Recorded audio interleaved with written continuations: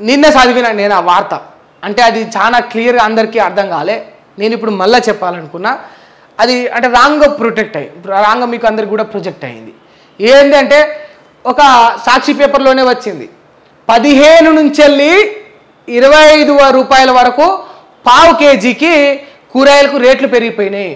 15 నుంచి వెళ్ళి 25 రూపాయలు పావు కేజీకి పెరిగిపోవడం వల్ల, పావు కేజీకి 15 రూపాయలు ఉండడం వల్ల కూరగాయలను కొనలేకపోతున్నారు, కూరగాయల ధరలు పెరిగిపోయినాయని చెప్పేసి ఒక వార్త చదివిన. ఆ వార్త చదివి నేనేం చెప్పిన అంటే, సిగ్గుండాలరా, ఛాయకు 70 రూపాయలు 80 రూపాయలు పెడతారు, 15 రూపాయలు పెట్టి మన ఆరోగ్యాన్ని మంచి చేసే కూరగాయలు కొనలేకపోతా ఉన్నారని చెప్పిన. దయచేసి ఈ విషయాన్ని గమనించాలి. నా ఉద్దేశం ఛాయకు 75 రూపాయలు పెట్టొద్దు ఉండొద్దు అని నేను అనట్లే. ఛాయకు 75 పెట్టగలుగుతున్నప్పుడు మరి 15 రూపాయలు ఒక పావు కేజీ కూరగాయలు పెట్టడానికి నీకేం నొస్తుంది? ఇప్పుడు కార్పొరేట్ స్టైల్లో కార్పొరేట్ ఆఫీసర్ల తీరు ఛాయ్ హోటళ్ళు కూడా రెడీ అయిపోయినాయి. ఒకప్పుడు ఛాయ్ హోటల్ అంటే మనకు రోడ్డు పక్కన ఉండే గుడిసేసి ఉండే, ఆడ ఉస్మానియా బిస్కెట్లు ఉండే, ఇంత గాజు గ్లాసులు ఛాయ్ పోసిస్తుంది. ఇప్పుడు అట్లా కాదు, ఆడ గిత్త కప్పులో పోసి కింద సాసర్ వేసేసి దానికి 100 రూపాయలు బిల్లు వేసిస్తాడు.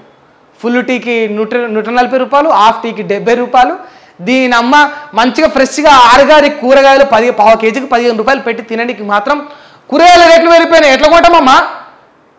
10 రూపాయలు తీసుకోరాదు, 5 రూపాయలు తక్కువ తీసుకో, చూసి తీసుకో. ఇట్లా కూరగాయల కాడ గింత బేరం ఆడతారు. ఛాయ్ కాడనేమో బ్రో 75 తీసుకో, గట్లా ఉంటుంది. నేనేమంటా ఉన్నా అంటే, ఈ కూరగాయల విషయంలో ఈ విషయాలలో మీరు నిజంగా అట్లా కోషిష్ చేయకండి. ఈ చిన్న కారు సన్నకారు ఈ వ్యాపారవేత్తల దగ్గర, ఈ వ్యాపారస్తుల దగ్గర మీరు కోషిష్ చేయకండి. ఓ 75 రూపాయలు ఛాయ్ పెట్టడానికి నువ్వు రెడీ అవుతా ఉన్నావు, 15 రూపాయలు కూరగాయలు పెట్టడానికి నీకు ఎందుకు అంత నొప్పి అవుతా ఉంది అనేది నా క్వశ్చన్, రైట్? మరి ఈరోజు వార్తలు అయితే ఈ విధంగా ఉన్నాయి. మరి మనం మొదట కూడా ఏం చెప్పినా టీపీసీసీ ఇంకా క్వశ్చన్ మార్క్ ఉండిపోయింది. చాలామంది ఏం వ్యక్తం చేస్తున్నారంటే, ఈసారన్నా సీతక్కకి ఇయ్యాలి టీపీసీసీ చీఫ్ అని కొందరంటా ఉన్నారు.